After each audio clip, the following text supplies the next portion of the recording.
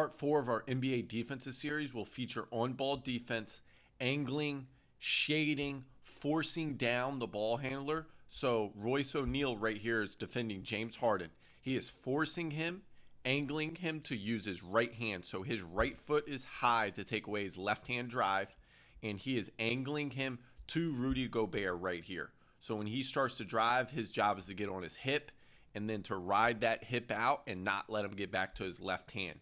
Kawhi on this example right here is angling Carmelo to his left hand for that left hand drive because you have two help defenders right here in the gap that can help on any drive.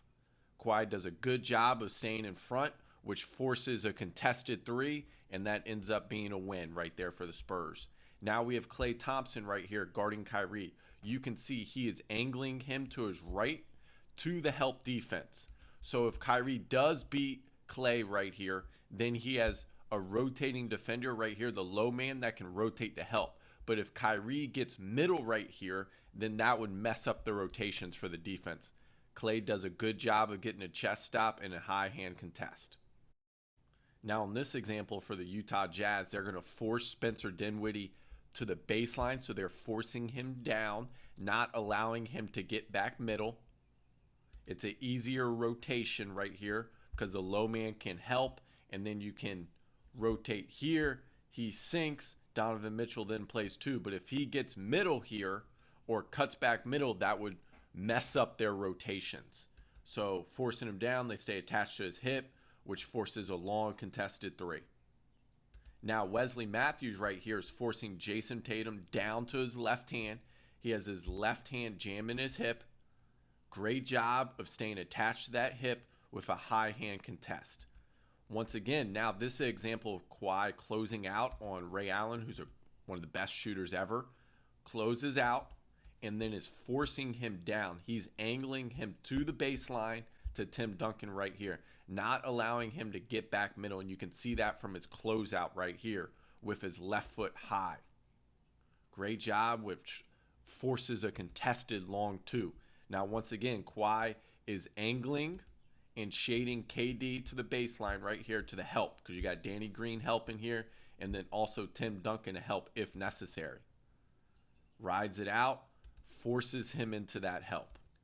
Now, this is a great example of how Kawhi switches his stance. High hands right here. He is angling Chris Middleton to his right hand to the help right here. Great job because you have a gap defender and a gap defender, and you have a gap defender right here. So he is angling him to where he knows his help defense is located at. Once again, this is another example. Instead of forcing down to the baseline, they're forcing middle, but it's forcing to the gap defenders right here. Because you have a gap defender, Eric Bledsoe, right here, who's going to stay at the nail right there. And Wesley Matthews does an excellent job of staying attached. High hands, forces a contested three. Look right here. This is great job by Toronto. Toronto used to do this a lot and still does. You can see they're forcing Jimmy Butler to go middle here because you have Fred VanVleet here who's wide hands and in the gap. Forces a gap pickup, and watch the rotation from Serge Ibaka right here. He's going to rotate over, gap pickup, outside the elbow. Then you have a rotating help defender right here, and then you have another help defender right there taking away the circling to the dots. And has the ability then to play the corner shooter right here too. Great rotation. Once Danny Green closes out right here, you can see he is angling Malcolm Brogdon to use his left hand on this drive because he knows he has a gap defender right here that can help off someone that they would allow to shoot Giannis. They will live with him shooting that three right there. So they'll get a stunt and then get back. Part 5 of our NBA defensive series will feature on-ball defense and chest stops. So a chest stop is when you slide with your offensive player and square them up by using your chest to cut off their driving angle. So Drew Holiday, Marcus Smart are two of the best in the NBA at getting chest stops because they have the lateral speed and quickness to get their chest over to stop a drive. And they also understand angles and who they're guarding to understand the tendencies of that player. Kawhi is another example of who is really good at getting chest stops. This is a great example against LeBron right here. He's driving. He cuts off his first drive right there, chest stop.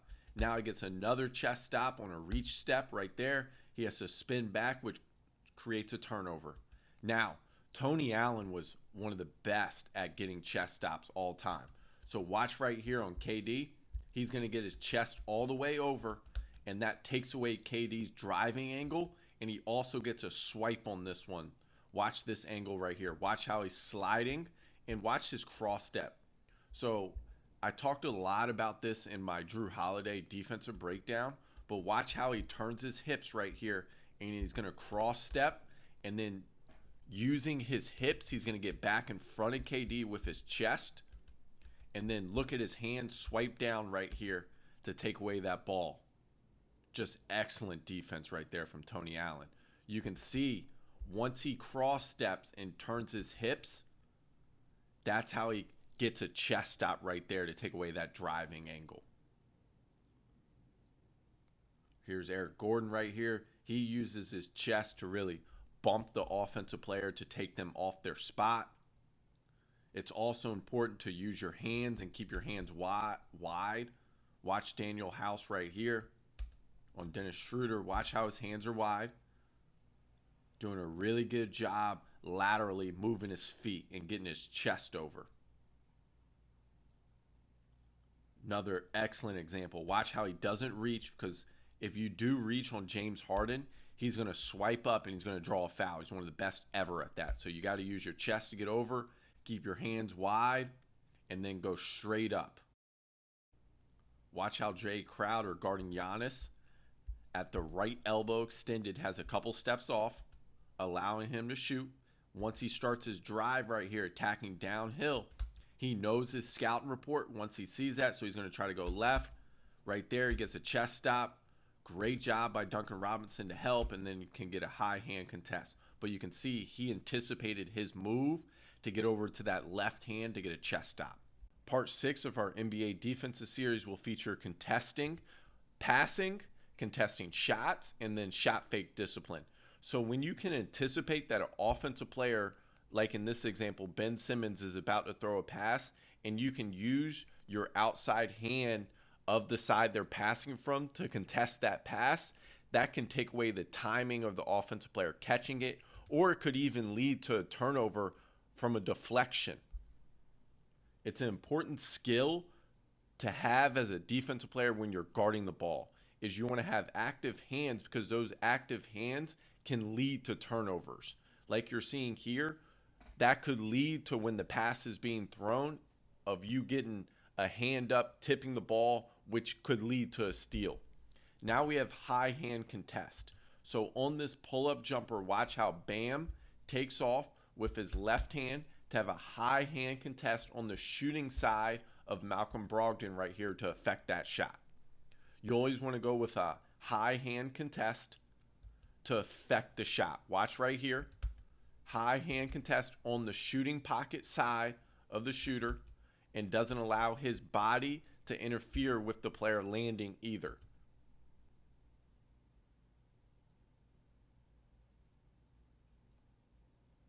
Watch right here, Kawhi on this drive.